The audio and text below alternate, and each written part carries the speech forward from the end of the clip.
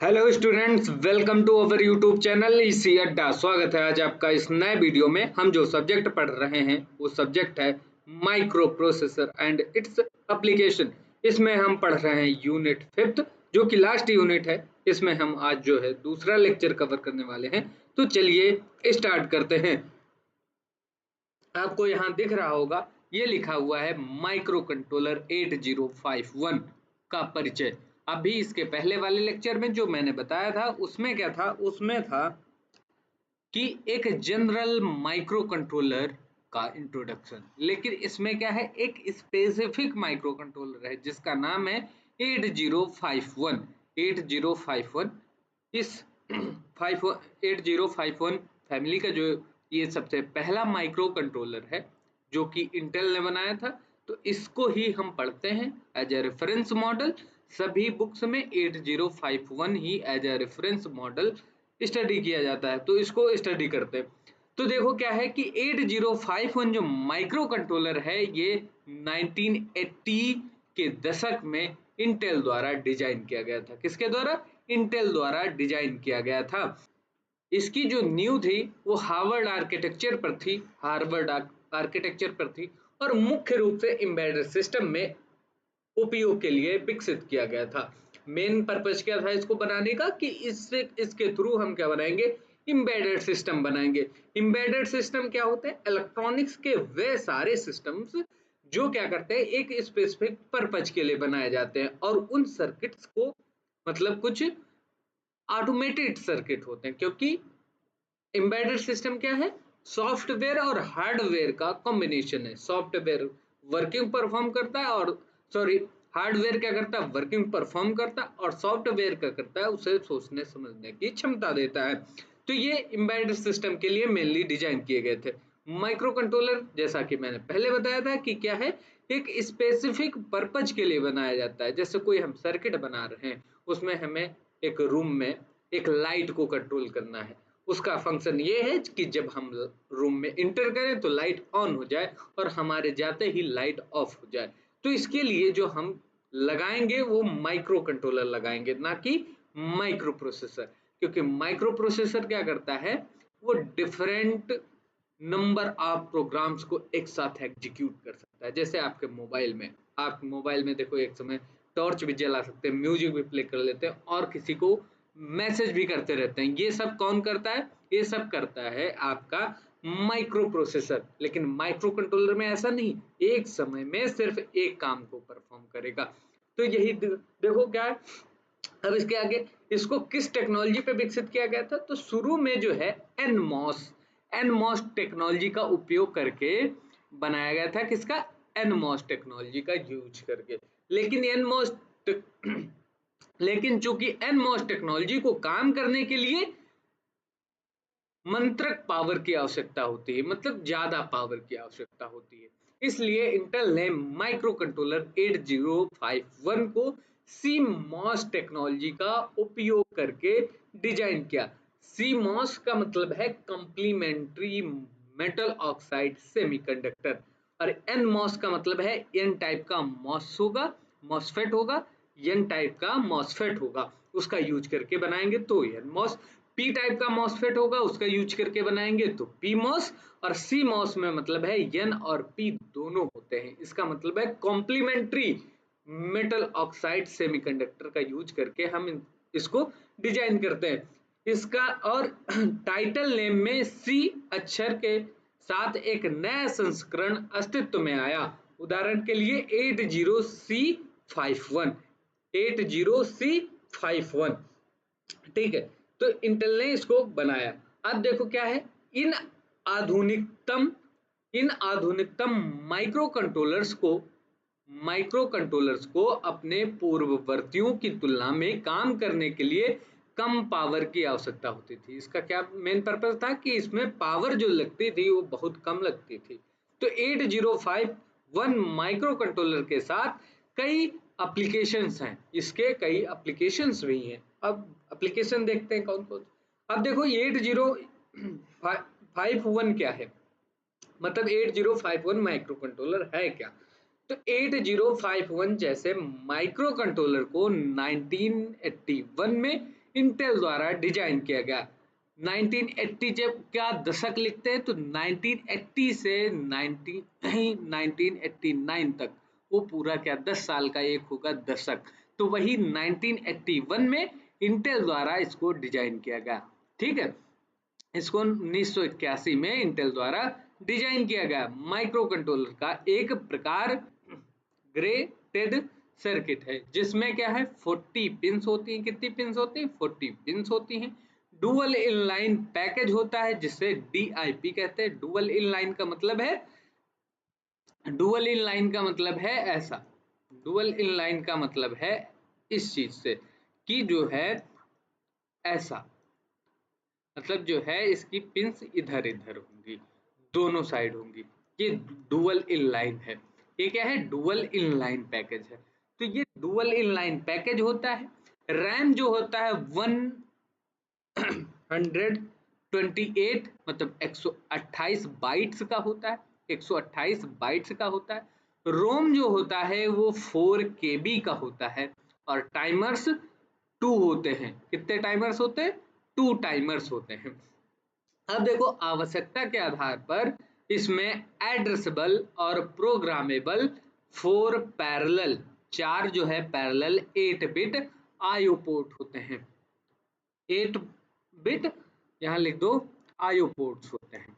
IO ports शामिल हैं, IO ports शामिल हैं। अब देखो 8051 जो माइक्रो कंट्रोलर है, इसके आर्किटेक्चर में 8051 माइक्रो कंट्रोलर आर्किटेक्चर में सिस्टम बस सेंट्रल प्रोसेसिंग यूनिट से सभी डिवाइसेस जुड़े होते हैं। ठीक है, जुड़ने में या जुड़ने में क्या है, जो सिस्टम बस होता है वो CPU से जुड़ने में क्या करता है, महत्वपूर्ण भूमिका निभाता है। कैसी? महत्वपूर्ण भूमिका निभाता है। अब इस बस में डेटा बस जो कि 8 बिट का होता है, एड्रेस बस जो कि 16 बिट का, और बस कंट्रोल सिग्नल्स हैं। अन्य डिवाइसेस का भी सिस्टम बस के माध्यम से इंटरफेस किया जा सकता है। अन्य डिवाइसेस का भी क्या इसमें इंटरफेस किया जा सकता है, जैसे पोर्ट्स हो गए, मेमोरी हो गया, इंटरप्ट कंट्रोल हो गया, सीरियल इंटरफेस हो गया, CPU हो गया, टाइमर्स हो गया, ये भी इसके साथ क्या हो सकते हैं, कनेक्ट हो सकते हैं। अब चलिए आगे चलते हैं। अब देखो क्या है, ये लिखा हुआ है, ये क्या लिखा हुआ है, 8051 माइक्रो कंट्रोलर में 2 बसेस हैं। कितनी बसेस हैं? 2 बसेस हैं। कितनी बसेस? 2 बसेस हैं। एक प्रोग्राम के लिए, दूसरा डेटा के लिए। पहला क्या है, एक प्रोग्राम के लिए और दूसरा क्या है, डेटा के लिए। तो परिणाम स्वरूप इसको 64K के लिए 64K/8 साइजेस के प्रोग्राम और डाटा दोनों के लिए 2 स्टोरेज रूम हैं। ठीक है, 64/8 साइजेस के प्रोग्राम्स और डेटा दोनों के लिए स्टोरेज रूम्स है। देखो माइक्रो कंट्रोलर में 8 बिट का एक्यूमुलेटर है। इसमें क्या है, 8 बिट का एक्यूमुलेटर है। 8 बिट का एक्यूमुलेटर, 8 बिट का जो है प्रोसेसिंग यूनिट है जो कि CPU है। इसमें मुख्य फंक्शनल ब्लॉक्स के रूप में 8 बिट B रजिस्टर भी होता है और 8051 माइक्रो कंट्रोलर प्रोग्रामिंग केल सॉफ्टवेयर का उपयोग करके एम्बेडेड C लैंग्वेज में की जाती है। इसकी प्रोग्रामिंग किसमें? केल सॉफ्टवेयर का उपयोग करके एम्बेडेड C लैंग्वेज में, किसमें? C लैंग्वेज में इसकी प्रोग्रामिंग की जाती है। इसमें कई अन्य 8 बिट और 16 बिट रजिस्टर्स भी हैं। इसमें कई अन्य 8 बिट और 16 बिट के रजिस्टर्स भी हैं। इंटरनल फंक्शनिंग और प्रोसेसिंग के लिए micro controller 8051 integrated built in RAM के साथ आता है। इसमें क्या है, इंटीग्रेटेड बिल्ट इन रैम भी है। यह प्राइमरी मेमोरी और टेम्परेरी डेटा स्टोर के करने के लिए उपयोग की जाती है। प्राइमरी मेमोरी और डेटा स्टोर करने के लिए कौन? जो रोम है इसका, रोम, ठीक है, सॉरी रैम जो है इसका तो रैम जो है, रैम किसके काम आता है? यह रैम जो है, यहाँ लिख देता हूं, रैम, रैम किसके काम आता है? यह प्राइमरी मेमोरी और टेम्परेरी डेटा स्टोर करने के लिए उपयोग किया जाता है। यह एक अनप्रेडिक्टेबल मेमोरी है, अर्थात जब माइक्रो कंट्रोलर को पावर सप्लाई ऑफ हो जाती है तो इसका डेटा खो सकता है।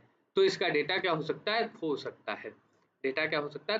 खो सकता है। अब देखो आगे जब चलते हैं, इसके फीचर्स क्या हैं? 8051 के फीचर्स क्या हैं? जो आपका 8051 माइक्रो कंट्रोलर है, इसके क्या फीचर्स हैं? फीचर्स क्या हैं? तो देखो 8051 माइक्रो कंट्रोलर आर्किटेक्चर की मुख्य फीचर्स में निम्नलिखित शामिल हैं। पहला क्या है? दो रजिस्टर्स ए और बी के माध्यम से 8 बिट का सीपीयू,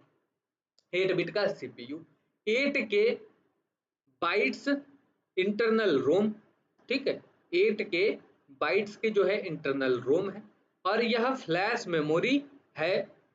ये जो इंटरनल, ये 8 किलो बाइट्स की जो इसके पास मेमोरी है, ये क्या है? इंटरनल रोम है। और यह फ्लैश मेमोरी है जो सिस्टम को प्रोग्राम करते समय सपोर्ट करती है। प्रोग्राम करते समय ये क्या करती है? सपोर्ट करती है। 256 बाइट का जो है इंटरनल रैम है। 256 बाइट्स का जो है इंटरनल रैम है, जो कि 00H से 0 से 7FH तक पहली 128 बाइट्स रैम को एक बार फिर से प्रत्येक बैंक में 8 रजिस्टर्स के 4 बैंक्स में अलग अलग किया गया। अलग अलग क्या किया गया? इसमें क्या है? 4 रजिस्टर बैंक। क्या है? 4 रजिस्टर बैंक। वो क्या है? तो हर बैंक में 8 रजिस्टर। हर बैंक में कितने रजिस्टर? 8 रजिस्टर। तो इसमें क्या है? वो एक बार फिर से प्रत्येक बैंक में क्या है? 8 रजिस्टर्स के साथ 4 बैंक्स में अलग अलग किया गया है। 4 रजिस्टर बैंक है, और एक बैंक में जो है आपके पास रजिस्टर कितने हैं? वो रजिस्टर हैं 8, जो कहां से कहां तक है? R0 से R7 तक, R0 से R7 तक। टोटल कितनी? 4 बैंक है। अब देखो क्या है इसके बाद, अब एड्रेसेबल रजिस्टर 16 बिट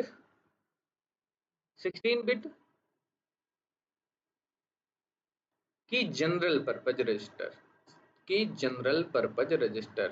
16 बिट की जनरल पर्पज रजिस्टर्स 80H है, इसका एड्रेस है।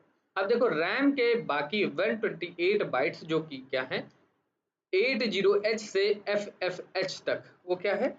Special function register. वो क्या है? स्पेशल फंक्शन रजिस्टर हैं। 80H से FFH तक क्या है? स्पेशल फंक्शन रजिस्टर्स हैं। क्या है? स्पेशल फंक्शन रजिस्टर्स शामिल हैं। ये रजिस्टर्स सीरियल पोर्ट, ये क्या करते हैं? सीरियल पोर्ट, टाइमर्स और सभी आईओ पोर्ट्स आदि से विभिन्न पेरिफेरल्स को कंट्रोल करते हैं। विभिन्न पेरिफेरल्स को कंट्रोल करते हैं। अब देखो क्या है इसका अर्थ समझो। टोटल जो इसके पास रैम है, वो रैम जो है वो कितनी है? 256 बाइट्स। अब इसको क्या किया गया है? इसको डिवाइड कर दिया गया है 128 बाइट्स और 128 बाइट्स में। 128 बाइट्स में ये क्या है? ये 2 में डिवाइड किया गया। जो 128 बाइट्स है, इसको जो है 4 रजिस्टर बैंक में, 4 रजिस्टर बैंक, जो कि अब पर बैंक में क्या है? R0 से R7 रजिस्टर्स है। R0 से R7 रजिस्टर है। और 128 बाइट्स के क्या है? स्पेशल फंक्शन रजिस्टर है। क्या? Special function register. जो ये 4 रजिस्टर बैंक है, इनका एड्रेस कहां से कहां तक है? 00 से 7FH तक, 7FH तक यहां तक है। और इसका कहां से है? 80 से FFH तक। ये 128 बाइट्स है, ये 128 बाइट्स है। ये क्या है? ये 128 बाइट्स है, और ये भी 128 बाइट्स है। ठीक है, मतलब जो है R0 से R7 पर बैंक में, R0 से R7, और पर रजिस्टर जो है, पर रजिस्टर कितने बिट का है, 8 बिट का है, पर रजिस्टर कितने बिट का है, 8 बिट का है। तो ऐसा ये कैलकुलेशन आ गई। अब चलते हैं आगे। तो अब देखो इंटरप्ट कितने हैं, इंटरप्ट, इसमें इंटरप्ट भी हैं। इंटरप्ट कौन कौन से हैं, ये सब फीचर हैं। इंटरप्ट कौन से, एक्सटर्नल 2 और इंटरनल 3, ये क्या है, इंटरप्ट है। इंटरप्ट जैसे एक्सटर्नल 2 बाहरी इंटरप्ट 2 हैं, और इंटरनल इंटरप्ट 3 हैं। आप देखो क्या है, ऑसिलेटर और क्लॉक सर्किट भी है, ऑसिलेटर और क्लॉक सर्किट भी है, ये इनबिल्ट चिप आता है, चिप पर ही डिजाइन है। अब देखो क्या है, कंट्रोल रजिस्टर्स, कौन कौन से कंट्रोल रजिस्टर, जैसे पी कंट्रोल, ये क्या लिखा, P control, S control, T mode timer mode, ये क्या टाइमर का मोड बताता है, ये टाइमर कंट्रोल रजिस्टर है, ये इंटरप्ट इनेबल रजिस्टर है, और ये क्या है, आईपीआई, ठीक है, interrupt peripheral interface.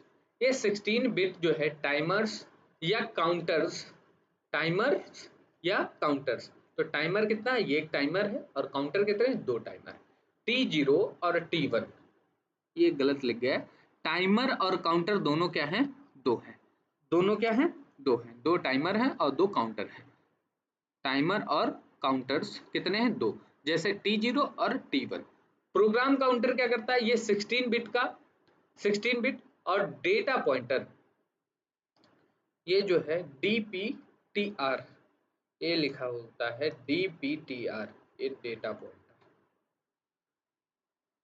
Data pointer, ये क्या है, DPTR, डेटा पॉइंटर, ये क्या करता है, डेटा पॉइंटर है। ये जो है 16 बिट का जो है, 16 बिट का रजिस्टर होता है, जिसमें एड्रेस होता है, और कहाँ से डेटा हमें लेना है उस एड्रेस को पॉइंट करता है, इसलिए ये डेटा पॉइंटर, इसमें एड्रेस होता है।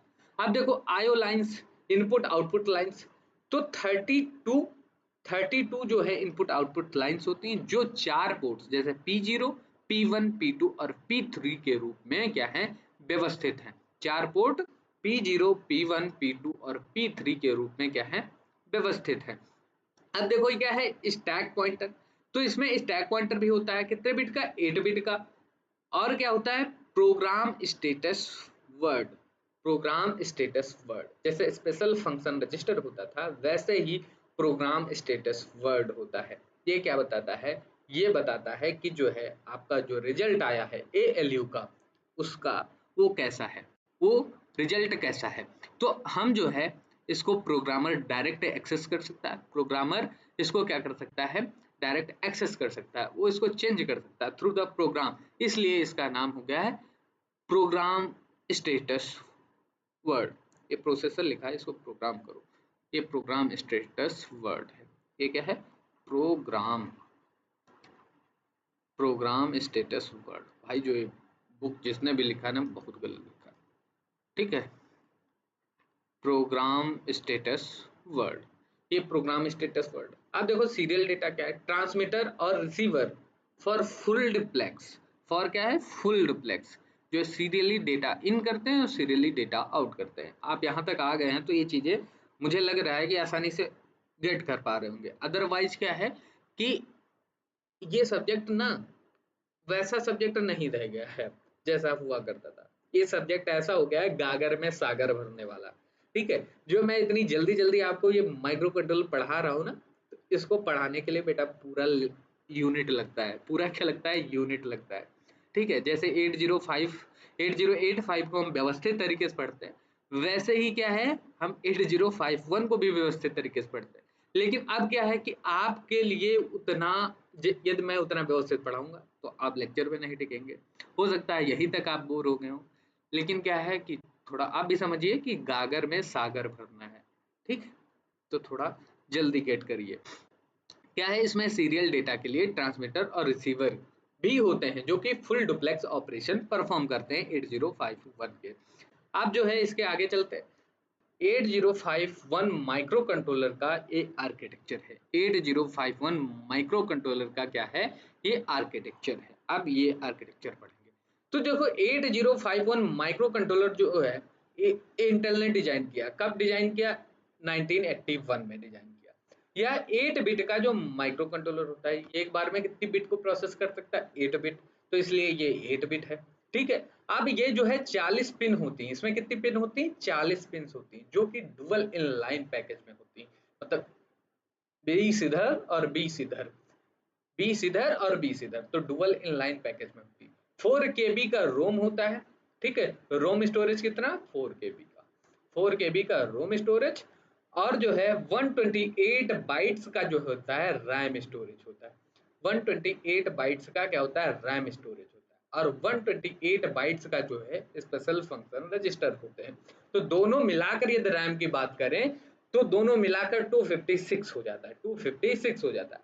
अब देखो, दो जो है 16 बिट के टाइमर्स के साथ बनाया जाता है, दो 16 बिट के इसमें टाइमर हैं। इन टाइमर को हम अलग अलग भी कर सकते हैं, टी एच और T L, timer high, higher, और टाइमर लोअर, वो अभी आगे बात करेंगे। अब इसमें चार जो है पैरेलल 8 बिट पोर्ट होते हैं, ये आईओ पोर्ट होते हैं, यहाँ लिख लो आईओ पोर्ट होते हैं। क्या, आईओ इनपुट आउटपुट पोर्ट्स हैं, जो आवश्यकता अनुसार प्रोग्रामेबल और एड्रेसेबल हैं।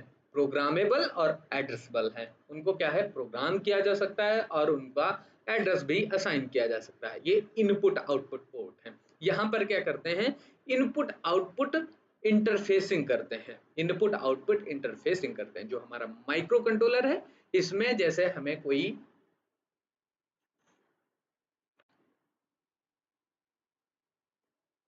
तो इसमें यदि हमें कोई क्या है एक्सटर्नल डिवाइसेस कनेक्ट करनी होती है, तो उस चीज को बोलते हैं इंटरफेसिंग, उस चीज को क्या बोलते हैं, इंटरफेसिंग। तो ये करते हैं। अब देखो, ये एक on chip crystal oscillator integrated है। ये क्या है, ऑन चिप क्रिस्टल इंटीग्रेटेड है। वो क्या करता है, इसको क्लॉक क्लॉक प्रोवाइड करवाता है। देखो, माइक्रो प्रोसेसर हो या माइक्रो कंट्रोलर हो, काम किस पे करता है, क्लॉक पे करता है। ये तो क्लॉक क्लॉक नहीं मिलेगी तो काम नहीं करेगा, तो उसके लिए इस पे जो है ऑन चिप क्रिस्टल ऑसिलेटर भी है, जिसकी क्रिस्टल फ्रीक्वेंसी कितनी है, 12 मेगाहर्ट्ज। इसकी फ्रीक्वेंसी कितनी है, 12 मेगाहर्ट्ज, मतलब पर सेकेंड ये 12 12 into 10 to power 6, 12 into 10 to power 6 functions को या उतनी बार ये क्या करता है, ऑपरेट करता है। ठीक है, मतलब 12 करोड़, एक सेकंड में कितनी क्लॉक स्पीड है, 12 करोड़।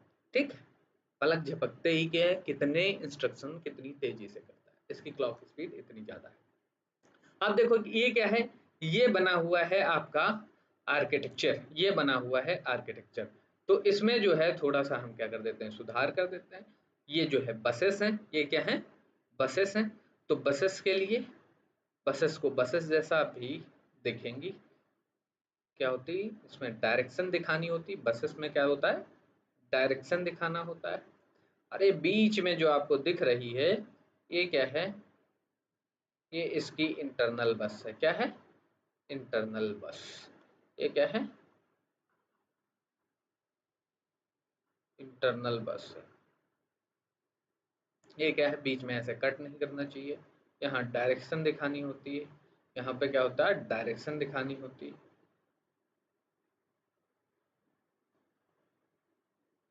ये डायरेक्शन दिखानी होती है। तो अब देखो बनाते हैं डायरेक्शन के लिए। देखो ये ऐसे है, ये क्या होता है, ऐसे होता है, बुक में आपने देखा होगा ऐसे बना होगा, ये ऐसा होता है। ठीक, ये ऐसे, ये जो है ऐसे होता है, ये डायरेक्शन है। ये क्या है, डायरेक्शन है। ये जो है डायरेक्शन है, ऐसे। ये हो गया। अब देखो क्या है, अब ये पूरा आपको प्रॉपर दिख रहा होगा। तो ये जो है, ये वाला है, ये क्या है, इंटरप्ट कंट्रोल है।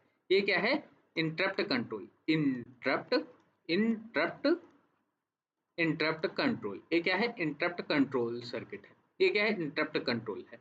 अब इसके जो है, ये क्या है, ऑन चिप जो है रोम है। ये क्या है, ऑन चिप रोम है, इसका साइज क्या है 4 किलो बाइट, 4 किलो बाइट का है।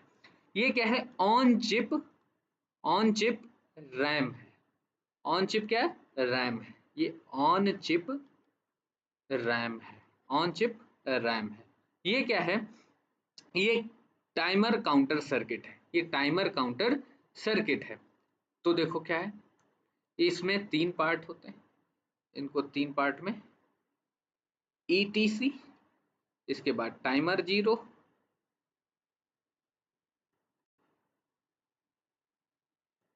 ये हो गया,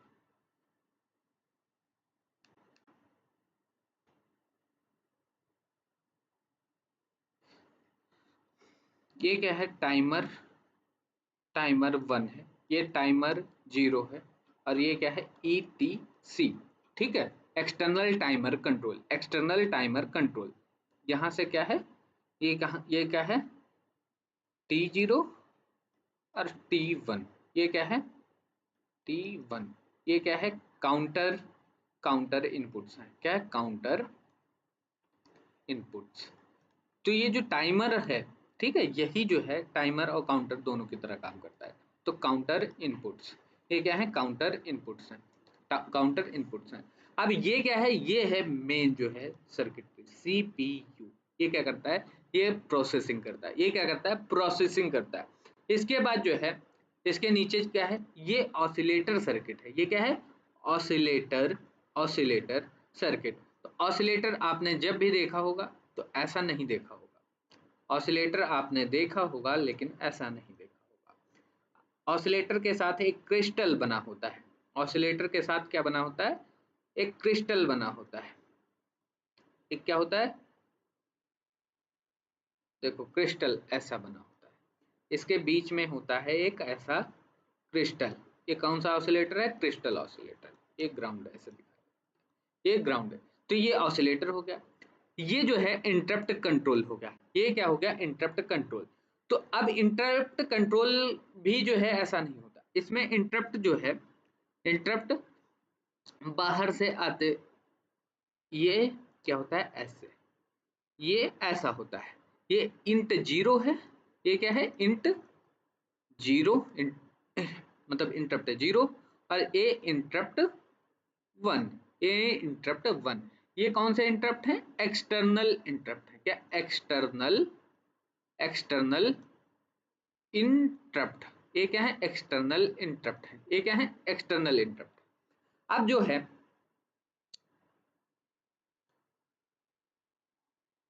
ये इससे कनेक्ट होता है, ये क्या होता है, इससे कनेक्ट होता है, ये क्या होता है, इससे कनेक्ट होता है, ये इससे ऐसे कनेक्ट होता है। तो ये ऐसा हो गया, ये ऐसा हो गया। यहाँ ये एक चीज जो है थोड़ी सी गड़बड़ हो गई है, वो है ये कि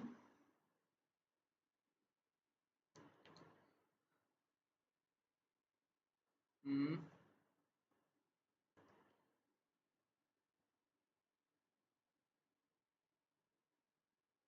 ये जो डायरेक्शन होती है, ये डायरेक्शन इस साइड होती है। ये डायरेक्शन क्या है,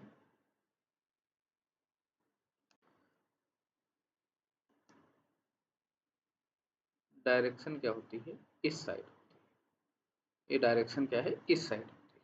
ये डायरेक्शन क्या होती है, इस साइड होती है। इसको थोड़ा सा सही कर देते हैं, इसको थोड़ा सा सही कर देते हैं।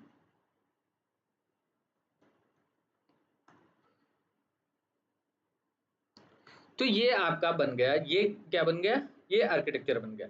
ये कौन कौन से ब्लॉक लगे हुए हैं, ये ब्लॉक है बस कंट्रोल। ये क्या है, बस कंट्रोल, क्या है, बस कंट्रोल। ये क्या है, 4 IO पोर्ट्स हैं, इनपुट आउटपुट पोर्ट्स हैं। और ये क्या है, ये सीरियल पोर्ट है, ये क्या है, सीरियल पोर्ट है, ये क्या है, सीरियल पोर्ट है। अब देखो जो 4 IO पोर्ट्स हैं, 4 IO पोर्ट्स, उनमें क्या है, 4 पिन्स ऐसे निकली होंगी, ये ऐसे 4 पोर्ट हैं, ठीक है, P0 P1 P2 और P3। ये TXD और RXD, रिसीवर और ट्रांसमीटर। ये क्या है, बस कंट्रोल, ये क्या है, बस कंट्रोल। तो जो है, ये हो गया बस कंट्रोल। ये क्या है, ये पोर्ट है, ये क्या है, पोर्ट है। अब ये दोनों साइड जो है ऐसे, ठीक, 4 आयो पोर्ट, आयो पोर्ट। अब ये क्या है, ये है ट्रांसमिटेड डेटा और ये होता है रिसीव डेटा, ये सीरियल डेटा।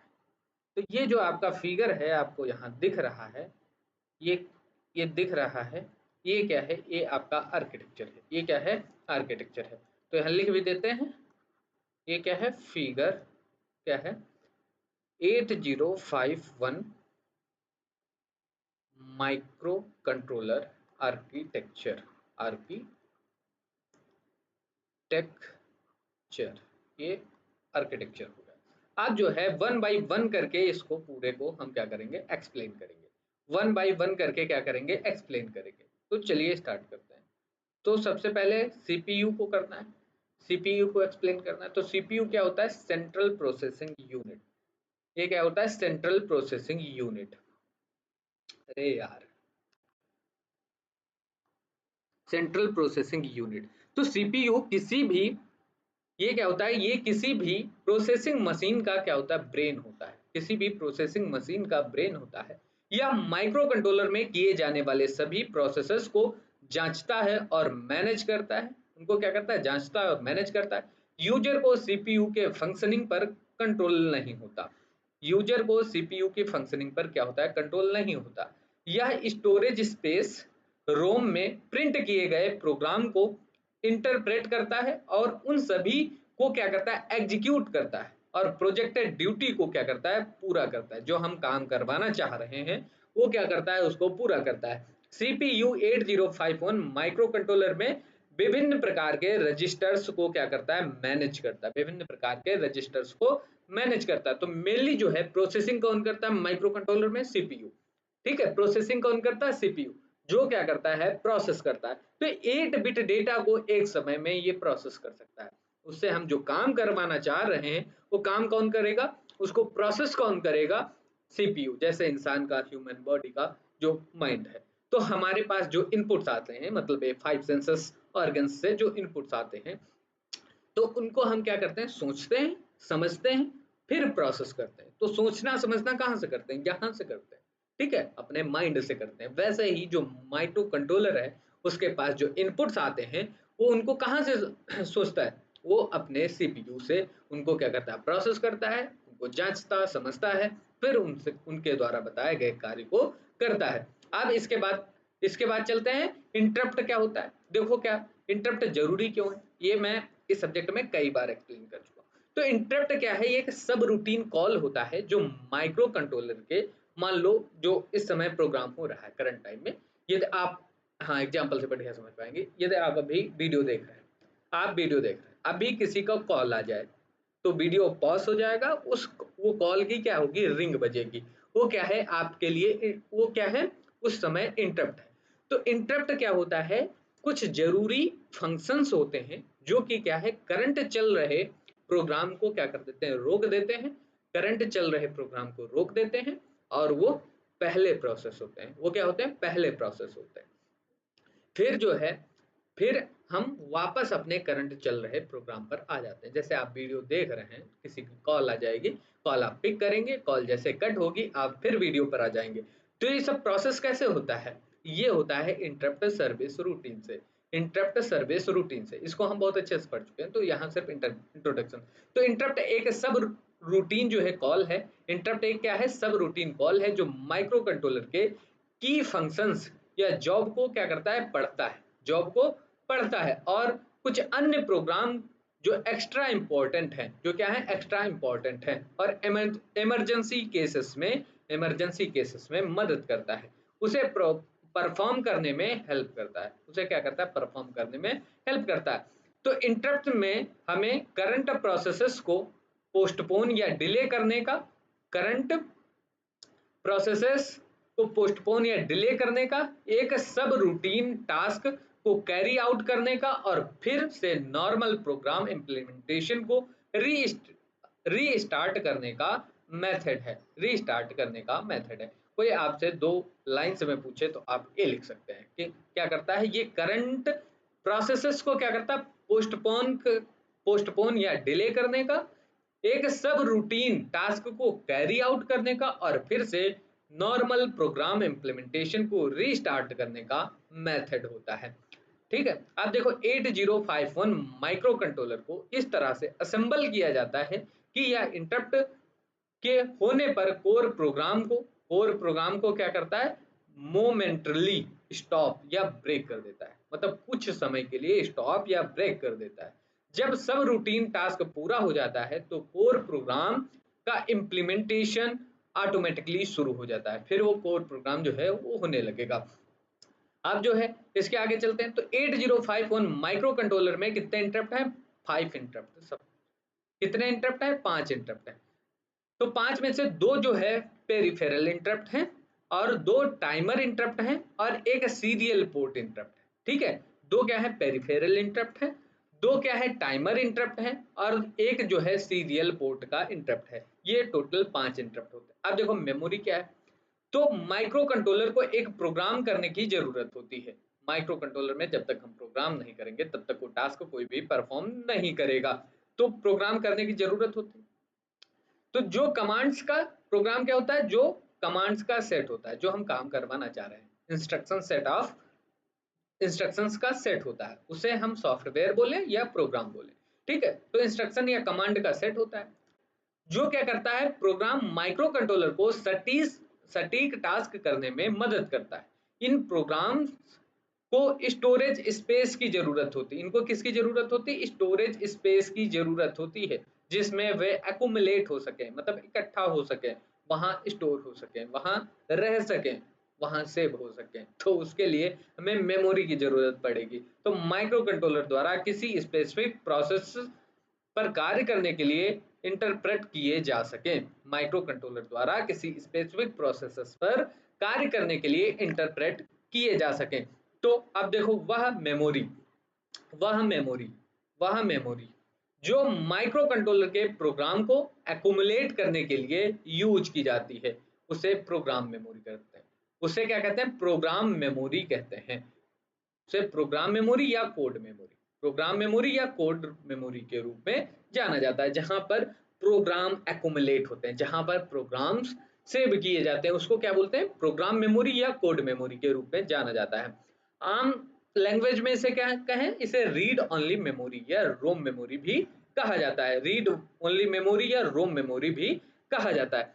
वह स्टोरेज स्पेस जहां मोमेंटरली, मतलब टेम्परेरी रूप से डेटा स्टोर होता है, टेम्परेरी रूप से डेटा रखा जाता है, के लिए यूज किया जाता है, उसे डेटा मेमोरी कहते हैं। उसे क्या कहते हैं, डेटा मेमोरी कहा जाता है। और हम प्रिंसिपल रीजन के लिए रैंडम एक्सेस मेमोरी या रैम का यूज करते हैं। इसके लिए क्या करते हैं, रैम का यूज करते हैं। रैम में क्या होता है, जैसे पावर कट, आपका जो डेटा होगा वो चला जाएगा। ठीक है, तो अब ये समझो कि ये रैम मेमोरी की जरूरत पड़ी, क्यों पड़ी। आपके माइंड में ये बात आती होगी ना कि रैम की जरूरत क्यों पड़ी, दोनों स्टोरेज प्रोवाइड करवाते। तो रैम क्या होती है, फास्ट मेमोरी होती है। और ऐसा समझ लो कि यदि आप कुछ काम कर रहे हैं, आप पढ़ाई करने के लिए बैठे, तो पढ़ाई में आपको बुक की जरूरत है, कॉपी की जरूरत है, पेन की जरूरत है। ठीक है, और जो आपने नोट्स बना रखी होगी उसकी जरूरत है। पूरे रूम में रखे गए सामान की जरूरत नहीं, पूरे रूम में रखे गए सामान की जरूरत नहीं। यदि आपको ऐसा हो कि आप बैठे हो बिस्तर पर और आपसे कहा जाए कि पेन की जरूरत है, आप जाएं रूम में कहीं एक स्पेसिफिक जगह पर पेन रखा हो, वहां से लेकर आए, फिर लिखना स्टार्ट करें, और फिर जब रखना हो तो फिर उतनी दूर जाएं। तो क्या होगा, इसमें काफी ज्यादा समय लगेगा, और माइक्रो प्रोसेसर क्या करता है, बहुत जल्दी काम करता है, तो आप उस दिन पढ़ नहीं पाएंगे। तो वैसे ही क्या होगा, माइक्रो प्रोसेसर भी उस दिन अपना काम खत्म नहीं कर पाएगा। इसलिए रैम की जरूरत होती, जैसे आपको पढ़ने के लिए टेबल की जरूरत होती, वैसे ही कंप्यूटर को जल्दी काम करने के लिए रैम की जरूरत होती है। तो रैम क्या होता है, जो तुरंत काम आने वाली चीजें हैं, वो जो तुरंत काम आने वाली चीजें हैं, जैसे आपके फोन में गेम होगा कोई, तो क्या है, जब गेम हम स्टार्ट करते हैं तो थोड़ा सा टाइम लेता है, डिले करता है। डिले करने के बाद जब है, थोड़ा सा क्या होता है, उसमें एक ऐसे बार टाइप का चलता रहता है। ठीक है, जो मतलब ग्रीन ग्रीन सा दिखता रहता है, जब वो पूरा हो जाता है तो गेम आपका ऑन होता है। तो उस टाइम में क्या हो रहा होता है कि परमानेंट स्टोरेज यानी रीड ओनली मेमोरी से, ठीक है, आपका प्रोग्राम उठ के कहाँ आ रहा होता है, रैम में आ रहा होता है। उस टाइम कहाँ आ रहा होता है, रोम से उठकर रैम में आ रहा होता है, तो इसलिए वो डिले लगता है। ठीक है, तो आई होप आपको समझ आया होगा। तो माइक्रो कंट्रोलर 8051 में मेमोरी या प्रोग्राम मेमोरी कितनी है, 4 KB की, 4 KB, जिसे हम 4 KB रोम होती है, और इसमें 128 बाइट्स जो है डेटा मेमोरी रैम भी होती है, और क्या होता है 128 बाइट्स की जो है रैम होती है। अब इसके आगे जब हम चलते हैं, अब इसमें बस भी होता है। तो बस क्या है, सेट ऑफ वायर्स है। क्या है, सेट ऑफ वायर्स है, जो क्या करता है, इंफॉर्मेशन को कैरी करता है, एक जगह से दूसरी जगह ले जाता है। तो देखो इसमें कौन कौन सी बस है, डेटा बस है, एड्रेस बस है और कंट्रोल बस है। तो डेटा बस कितनी होती है, 8 बिट की होती, डेटा बस 8 बिट की, programme sorry address bus 16 bit की। तो क्या है, बस जो है वायर्स का ग्रुप है, सेट ऑफ वायर्स है। बस क्या है, वायर्स ऑफ ग्रुप है, जो डेटा ट्रांसफर करने के लिए कम्युनिकेशन चैनल के रूप में फंक्शन करता है। इन बसेस में 8 या 16 या अधिक केबल्स होती हैं। अधिक क्या होती है, केबल्स होते हैं, बहुत छोटे छोटे महीन महीन तार होते हैं। ठीक है, इसलिए एक बस जो है 8 बिट्स या 16 बिट एक साथ ले जा सकती है। ठीक है, इससे ज्यादा भी ले जा सकती है, लेकिन जो हम पढ़ रहे हैं इसमें 8 बिट और 16 बिट की बस है। तो इसमें कितने, 16 बिट की जो बस होगी उसमें 16 वायर्स होंगे, जो 8 बिट की बस होगी उसमें 8 वायर्स होंगे। तो बस क्या होता है, ये ग्रुप ऑफ वायर्स होता है। अब देखो क्या है, एड्रेस बस।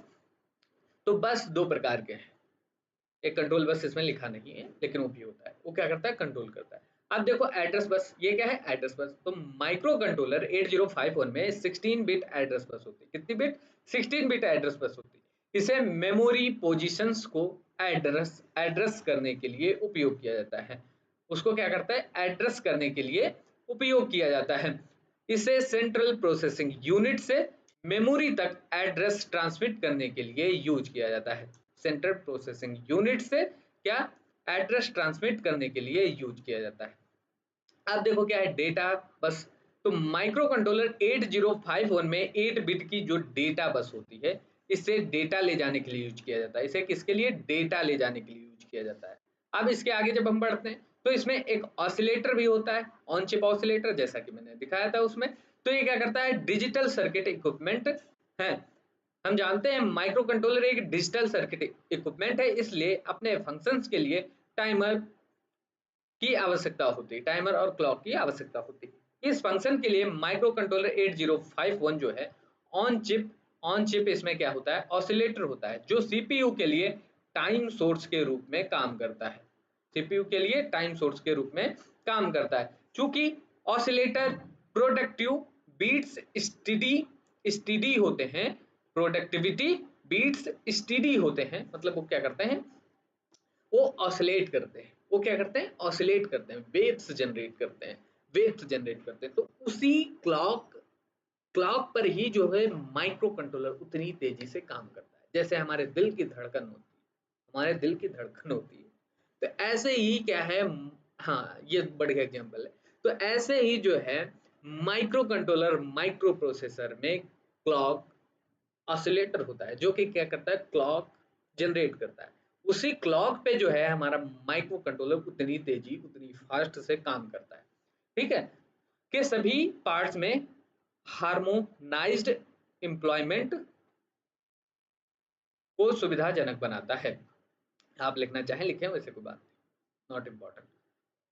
अब देखो इनपुट आउटपुट पोर्ट, यहाँ क्या करते हैं, हम कनेक्ट करते हैं इनपुट या आउटपुट डिवाइसेस। जैसा कि हम जानते हैं माइक्रो कंट्रोलर का उपयोग एम्बेडेड सिस्टम में डिवाइसेस के फंक्शंस को नियंत्रित करने के लिए किया जाता है, उनको क्या करता है, कंट्रोल कर। इसलिए इसे अन्य मशीनरी गैजेट्स या पेरिफेरल्स मशीन्स से क्या किया जाता है, मशीन से इसे कनेक्ट किया जाता है। इसको ऐसे लिखो, अब ये मशीन से कनेक्ट करने के लिए हमें माइक्रो कंट्रोलर में इनपुट आउटपुट इंटरफेस पोर्ट्स की आवश्यकता होती है। इस फंक्शन के लिए माइक्रो कंट्रोलर 8051 में दूसरे पेरिफेरल से जोड़ने के लिए 4 इनपुट आउटपुट पोर्ट होते हैं। कितने पोर्ट होते हैं, 4 इनपुट आउटपुट पोर्ट होते हैं। ठीक है, अब इसके आगे जब बढ़ते हैं, अब देखो टाइमर्स और काउंटर्स देखते हैं। तो माइक्रो कंट्रोलर 8051 में दो 16 बिट के काउंटर्स और टाइमर्स शामिल हैं। तो काउंटर्स को 8 बिट रजिस्टर में बांटा गया है, काउंटर को क्या बांटा गया है, इसको दो में डिवाइड कर देते हैं। टाइमर्स का उपयोग इंटरवल्स को मापने, पल्स विड्थ को जानने आदि के लिए किया जाता है। अब देखो क्या है, इतने जो है ये टाइमर कंट्रोल है, ठीक है। देखो टाइमर ओवरफ्लो इंटरप्ट, ये इंटरप्ट है। टाइमर 1 जो है ये 0 है, ये 1 है, ये क्या है TF1, TF0, TF1, ये टाइप्स ऑफ इंटरप्ट है, इंटरप्ट वाली जगह लिखने थे, ठीक है। इंट 0 एक्सटर्नल हार्डवेयर इंटरप्ट है, ये एक्सटर्नल हार्डवेयर इंटरप्ट है। तो इंट 0 इंट 1 ये सीरियल कम्युनिकेशन इंटरप्ट है। तो ये जो है 5 आपके इंटरप्ट होते हैं, इसको वहीं लिख लेना, ठीक है। अब इसके आगे चलते हैं, मेमोरी, ये हो गया आपका timer and control unit, timer and control unit, ये देखते हैं टाइमर और कंट्रोल यूनिट, टाइमर, टाइमर और कंट्रोल यूनिट। तो टाइमर का मुख्य फंक्शन दो इवेंट्स के बीच डिले या टाइम गैप बनाना होता है। दो इवेंट के बीच जो है ये क्या करता है, डिले या टाइम गैप बनाता है। इस माइक्रो कंट्रोलर में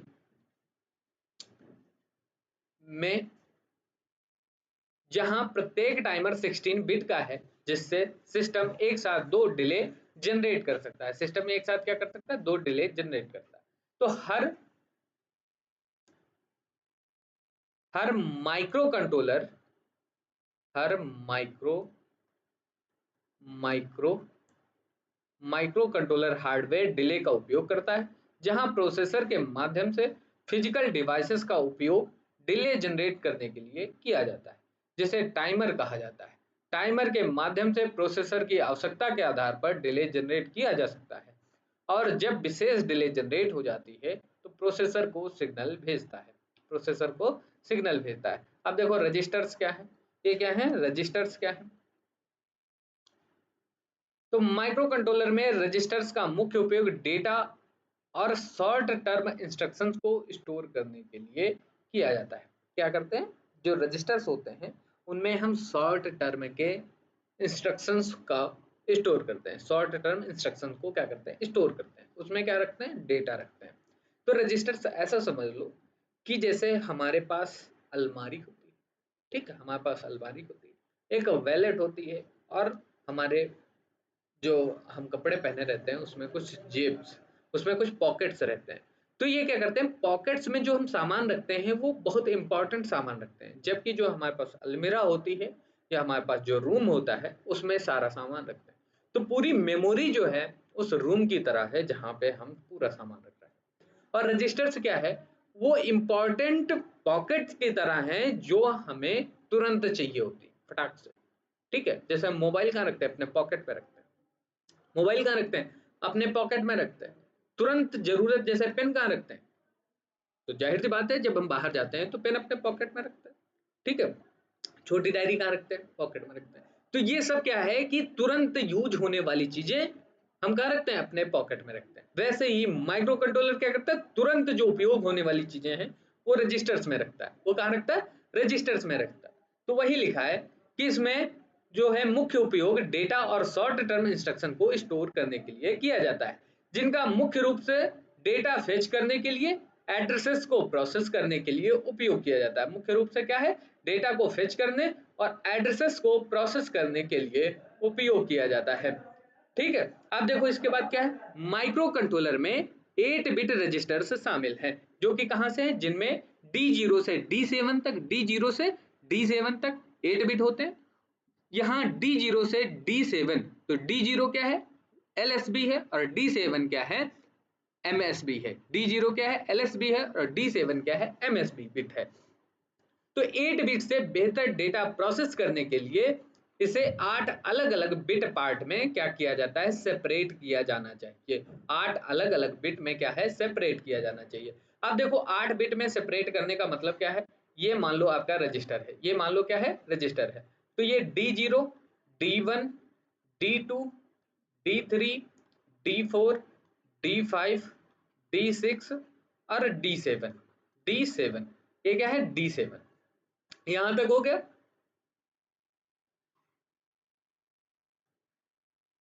ये जो है ये आपका मान लो ये है आपका रजिस्टर। अब इसमें कह रहा है कि इनको अलग अलग, तो इनको ऐसे, ये रजिस्टर आपका ऐसा होता है, ये रजिस्टर आपका ऐसा होता है। तो D0 क्या है? ए है LSB, और D7 क्या है? ए है MSB, मोस्ट सिग्निफिकेंट बिट और लीस्ट सिग्निफिकेंट बिट। तो अब देखो इसमें कई रजिस्टर शामिल हैं। हालांकि जनरल पर्पस टाइप रजिस्टर्स आमतौर पर प्रोग्रामर्स के लिए उपलब्ध होते हैं। इनको क्या है? प्रोग्रामर एक्सेस कर सकता है। ये किसके लिए होते हैं? प्रोग्रामर्स के लिए उपलब्ध। इन्हें दो प्रकार में वर्गीकृत किया जा सकता है, जैसे जनरल पर्पस जो जनरल काम के लिए असाइन होते हैं, और स्पेशल पर्पस जो कि स्पेशल फंक्शंस प्रोवाइड करवाते हैं, जो कि स्पेशल फंक्शन प्रोवाइड करवाते हैं। तो अधिकांश जनरल पर्पस रजिस्टर्स नीचे सूचीबद्ध हैं। कौन कौन से हैं देखो। अब देखो एक्यूमुलेटर का उपयोग अर्थमेटिक और लॉजिकल इंस्ट्रक्शंस को एग्जीक्यूट करने के लिए किया जाता है। ठीक है। अब देखो बी और R0 से R7 जैसे रजिस्टर्स का उपयोग इंस्ट्रक्शन, एड्रेसेस और डेटा स्टोर करने के लिए किया जाता है। ये आपके क्या है? जनरल पर्पस रजिस्टर है। डेटा पॉइंटर या DPTR का उपयोग विभिन्न एड्रेसिंग मोड्स में डेटा को अलाउ और प्रोसेस करने के लिए किया जाता है। इस रजिस्टर को जो DPTR है, DPTR डेटा पॉइंटर, इसको क्या है? दो पार्ट्स में हम डिवाइड कर सकते हैं। एक तो DPH मतलब हायर बाइट, और DPL लोअर बाइट। ये कितने? 16 बिट का होता है। तो 16 बिट में 2 बाइट होती है। तो जो है लोअर बाइट ये हो गया और हायर बाइट ये हो गया। तो वही लिखा है शामिल है, जो मुख्य रूप से 16 बिट एड्रेस रखने के लिए यूज किया जाता है। इसलिए इसे not direct jump, lookup table instructions और एक्सटर्नल डेटा ट्रांसफर के अंदर बेस रजिस्टर के रूप में यूज किया जाता है। बस इसको जान लो कि ऐसे यूज किया जाता है। ठीक है, नहीं तो बहुत बड़ा हो जाएगा। अब जो है इसके आगे ये प्रोग्राम काउंटर, ये क्या है? प्रोग्राम काउंटर ये 16 बिट का रजिस्टर है। ये क्या है? 16 बिट का रजिस्टर है। 16 बिट का रजिस्टर है जिसे अलग इंस्ट्रक्शंस के एड्रेस को स्टोर करने के लिए यूज किया जाता है, अलग इंस्ट्रक्शन को एग्जीक्यूट करने के लिए यूज किया जाता है, स्पेशल फंक्शन। ये रजिस्टर 8 बिट्स के होते हैं। प्रो ये रजिस्टर 8 बिट्स के होते हैं। प्रोग्राम काउंटर और डेटा पॉइंटर रजिस्टर को छोड़कर, प्रोग्राम काउंटर और डेटा पॉइंटर रजिस्टर्स को छोड़कर ये कितने बिट के होते हैं? ये 16 बिट के होते हैं। इस माइक्रो कंट्रोलर में सिर्फ एक 8 बिट डेटा टाइप शामिल है, जहां हर रजिस्टर का साइज 8 बिट है। ठीक है, जहां हर रजिस्टर का साइज कितने बिट का है? 8 बिट का। अगर आपको डेटा बिट से बड़ा है, अगर डेटा बिट से बड़ा है, यदि मान लो आपका डेटा जो है वो 8 बिट ना होकर ज्यादा बिट का है, तो क्या करता है? तो प्रोग्रामर को प्रोसेसिंग से पहले डेटा को 8 बिट पार्ट में क्या है? अलग अलग करने की जिम्मेदारी होती है। उसको 8 बिट में क्या है? तोड़ लो, उसको 8 बिट में तोड़ लो, जिम्मेदारी होती है। असेंबलर के लिए असेंबली लैंग्वेज में सबसे ज्यादा इस्तेमाल किया जाने वाला डेटा डायरेक्टिव, DB जिसको बोलते हैं, इसका उपयोग किया जाता है। आपको 8 बिट में उसको तोड़ना पड़ेगा। अब देखो क्या है PSW, प्रोग्राम स्टेटस वर्ड का मतलब है यह माइक्रो कंट्रोलर में एक प्रकार का रजिस्टर है। ये क्या है? एक प्रकार का रजिस्टर है। इसे फ्लैग रजिस्टर भी कहा जाता है। ये क्या है? फ्लैग रजिस्टर भी है, जो क्या करता है? ALU के रिजल्ट का स्टेटस बताता है। ALU के रिजल्ट का स्टेटस बताता है, जिसका उपयोग अर्थमेटिक लॉजिकल इंस्ट्रक्शन की स्थिति जैसे 0 0 कैरी बिट आदि को जानने के लिए किया जाता है। आप देखो आगे चलते हैं। बिट, कैरी बिट, ठीक है, आदि को दिखाने के लिए किया जाता है। PSW प्रोग्राम स्टेटस वर्ड या फ्लैग रजिस्टर एक 8 बिट रजिस्टर है। एक बिट क्या है? रजिस्टर है, जहां 6 बिट का उपयोग किया जाता है, 2 बिट को छोड़ देते हैं, उनका उपयोग नहीं। Don't care condition. इस रजिस्टर में 8 फ्लैग्स होते हैं। कितने फ्लैग्स होते हैं? 8 फ्लैग्स होते हैं, जहां इन फ्लैग्स को कंडीशनल फ्लैग कहा जाता है। जहां इन फ्लैग को क्या कहा जाता है? मतलब कंडीशनल फ्लैग कहा जाता है। ये फ्लैग इंस्ट्रक्शंस को तभी परफॉर्म करेंगे जब कंडीशन पूरी होगी। एक conditional flags overflow, parity, auxiliary carry और कैरी है। प्रोग्राम स्टेटस वर्ड रजिस्टर के बिट नंबर जैसे 3 और 4 का उपयोग बैंक रजिस्टर को बदलने के लिए किया जाता है, जबकि 1 और 5 का उपयोग नहीं किया जाता। 1 और 5 का उपयोग नहीं किया जाता, लेकिन इन्हें प्रोग्रामर द्वारा किसी स्पेसिफिक टास्क को एग्जीक्यूट करने के लिए उपयोग किया जाता है। प्रोग्रामर द्वारा किसी स्पेसिफिक टास्क को एग्जीक्यूट करने के लिए किया जाता है। तो मैंने इसको पढ़ा दिया, ठीक है, थोड़ा ज़्यादा बता दिया है। आप इसमें कुछ कट करना चाहें तो कट कर सकते हैं। अब देखो क्या है, इसके आगे चलते हैं। इस माइक्रो कंट्रोलर में एक 8 बिट स्टैक पॉइंटर होता है। क्या 8 बिट का स्टैक पॉइंटर होता है, जिसका मतलब है यह 00H से FFH तक की वैल्यूज को क्या करता है, हैंडल कर सकता है। जब इसे एक्टिवेट किया जाता है तो स्टैक पॉइंटर में 0.7 वैल्यू होती है। जब इसको क्या एक्टिवेट करते हैं तो स्टैक पॉइंटर में 0.7 वैल्यू होती है। मेमोरी का ऑर्गेनाइजेशन माइक्रो कंट्रोलर में कॉम्प्लेक्स मेमोरी ऑर्गेनाइजेशन होता है। मेमोरी का ऑर्गेनाइजेशन माइक्रो कंट्रोलर में कॉम्प्लेक्स मेमोरी ऑर्गेनाइजेशन होता है, जहां इसमें अलग एड्रेस बस होते हैं, अलग एड्रेस बस होता है, जो प्रोग्राम मेमोरी, एक्सटर्नल रैम और डेटा मेमोरी के लिए यूज किया जाता है, या हार्वर्ड आर्किटेक्चर पर निर्भर करता है। किस पे? हार्वर्ड आर्किटेक्चर पर। अब देखो क्या है एडिशन मोड क्या है, तो ये भी पढ़ चुके हो पहले। तो माइक्रो प्रोसेसर अलग अलग तरीकों से डेटा प्राप्त करता है। माइक्रो प्रोसेसर क्या करता है, अलग अलग डेटा से प्राप्त करता है। आमतौर पर डेटा मेमोरी रजिस्टर में स्टोर किया जाता है और इंस्टेंट वैल्यू से भी यूज किया जा सकता है।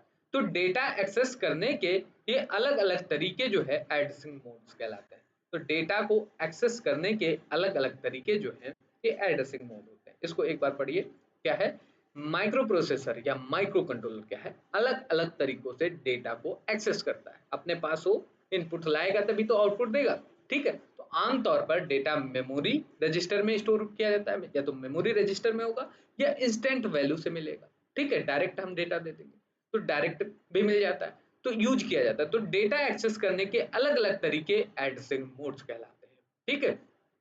अब इसके आगे चलते हैं। तो अलग अलग प्रकार के माइक्रो कंट्रोलर्स में अलग अलग एडिशंस होते हैं। तो एडिशन मोड्स होते हैं। तो मोड्स जो मैन्युफैक्चरर के प्लान पर निर्भर करते हैं।